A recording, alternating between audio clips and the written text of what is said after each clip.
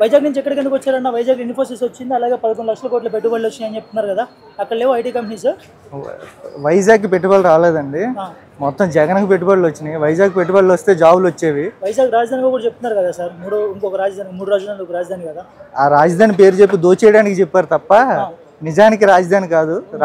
రాజధాని అమరావతి, కానీ ఆ మాయ చేయడానికి చెప్పి రియల్ ఎస్టేట్ భూములు ధరలు పెంచడానికి, మా అమాయకులు వైజాగ్ ఉత్తరాంధ్ర ప్రజలను అమాయకులు చేసి డ్రామా ఆడించడానికి చేసిన నాటకం తప్ప వైజాగ్ రాజధాని కాదు. రాజధాని కూడా మాకు వద్దు. ఎందుకంటే రాజధాని వచ్చి మా భూములు పెరిగితే అక్కడ ఉన్న మధ్యతరగతి వ్యక్తి కనీసం ఇల్లు కట్టుకోవడానికి కూడా నాన్న బాధలు పడుతున్నాడు. ఇప్పుడు ఎలక్షన్ ముందు 20 లక్షలు ఉన్న భూమి 150 గజాలు 200 గజాల భూమి ఇప్పుడు 45 లక్షలు 50 లక్షలు పలుకుతుందని చెప్పి రియల్ ఎస్టేట్ ధరలు పెంచేశారు.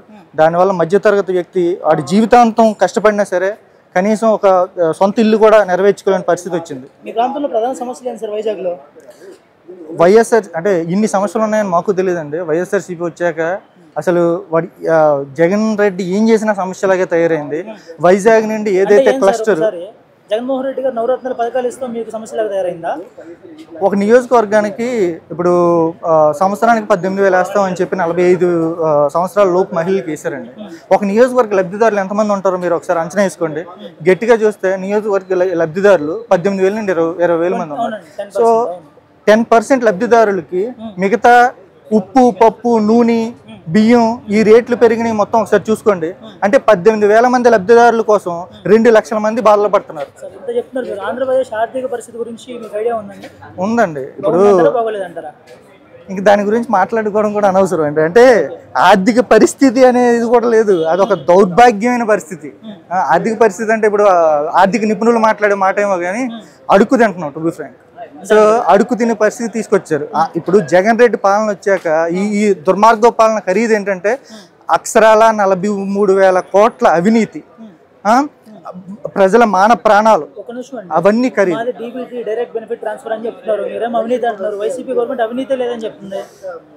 ఇప్పుడు మనకి చీప్ లెక్కర్ అమ్ముతున్నారు, డైరెక్ట్గా స్పిరిట్ డైరెక్ట్ అమ్మేస్తున్నారు. ఇప్పుడు మిగతా ఇంటర్నేషనల్ బ్రాండ్స్ ఎందుకు లేవంటే ఏం చెప్తారండి? ఇంటర్నేషనల్ బ్రాండ్స్లో నీకు వాటా రాదు. నీకు డైరెక్ట్ డిజిటల్ పేమెంట్స్ కావాలి ఇంటర్నేషనల్ బ్రాండ్స్కి, నీకు డైరెక్ట్ వాటా లేదు కాబట్టి ఇక్కడ ఆంధ్రప్రదేశ్లో ఉన్న డిస్టిలరీస్ నుండి మందు తయారు చేసి నువ్వు అందులో వాటా నీకు వచ్చింది, డైరెక్ట్ బెనిఫిట్స్. మీకు ప్రాబ్లమే లేదండి, ఎన్నైనా చెప్పని. ఈ యుద్ధం జరుగుతుంది, యుద్ధం జరిగిన తర్వాత ప్రతి జైలు ఫస్ట్ నైట్కి సిద్ధం చేసినట్టు చేసి పెడతాము. జైల్లో నూకి జగన్ రెడ్డి చేత ప్రతి రూపాయి కక్కించే బాధ్యత జనసేన టీడీపీ తీసుకుంటాం. మేము సై అంటున్నాం అండి, రమ్మానండి చూసుకుందాం, తగ్గేదే లేదు. ఇంకొకటి మీ దానిలో మీరు చదువుకున్నారని చెప్తున్నారు, గతంలో విదేశీ చదివిన అలాగే ఎంటెక్ ఫీజు రీయింబర్స్మెంట్ కాన్సెప్ట్స్ ఉన్నాయి, ఇప్పుడు రన్ అవుతున్నాయా అండి మీకు తెలుసా? ఎక్కడ రన్ అవుతున్నాయండి? పేర్లు మార్చుకుని దౌర్భాగ్య పరిస్థితి. అంటే పేర్లు మార్చి మసిపూసి మారేడికాయ చేయడం తప్ప అసలు ఎంతమంది విదేశీ విద్యకి వెళ్ళారని ఒకసారి శ్వేతపత్రం రిలీజ్ చేయమనండి.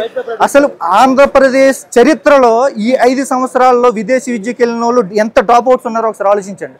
అసలు ఇప్పటి వరకు లేదు. అంబేద్కర్ అంటే అంత మహనీయుడు పేరు, అంబేద్కర్ మీద బోల్డ్ కుల రాజకీయాలు చేశారు వైసీపీ వాళ్ళు. అంబేద్కర్ పేరు తీసేసి అబ్దుల్ కలాం గారి పేరు తీసేసి ఇలా వాళ్ళ నాన్న పేరు ఇతని పేరు పెట్టుకోవడానికి తప్ప ఏ పథకం విద్యకి సంబంధించినది కానీ జాబ్ క్యాలెండర్ కానీ మరీ ముఖ్యంగా యువతకి దారుణమైన మోసాలు చేశారండి. ప్రతి ఇంటికి పెద్ద కొడుకులాగా ప్రతి నెల ఫస్ట్ తారీఖు ఇలాంటి పాయింట్ అండి. ఇలాంటి పెద్ద కొడుకుంటే కాలువలు మురుక్కాలు ఈడ్చుకొట్టేవారు. ఇలాంటి పెద్ద కొడుకుంటే మేము నా ఇంటికి పెద్ద కొడుకు నేను అంత రౌడీజం నాకు తెలియదు కాబట్టి నా ఇంట్లో ఉంచుకున్నారు.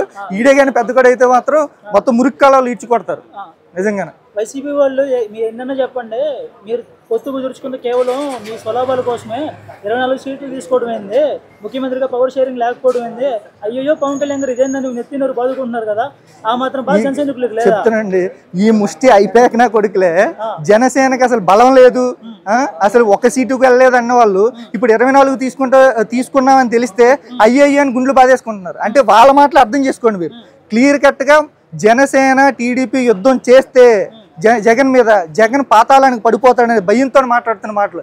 అప్పుడేమో మా మీద మొసల కన్నీరు, ఇప్పుడు మొసల కన్నీరు, అప్పుడేమో మీకు బలం లేదని చెప్పడం. మరి జన సైనికులు అందరికీ ఈ విషయాలు అర్థమవుతున్నాయా? వైసీపీ ట్రాప్ లో పడుతున్నారా మీరు? లేదండి, క్లియర్ కట్ గా ప్రతి ఒక్కరిని అర్థం చేసుకునే బాధ్యత మేము తీసుకుంటున్నాం. ప్రతి ఒక్కరితో మాట్లాడుతున్నాం, అందరూ అర్థం చేసుకుంటారు. సార్ మీరంటే ఎడ్యుకేషన్ అన్నారు, ఐటీ అన్నారు, మీరు అర్థం చేసుకుంటారు.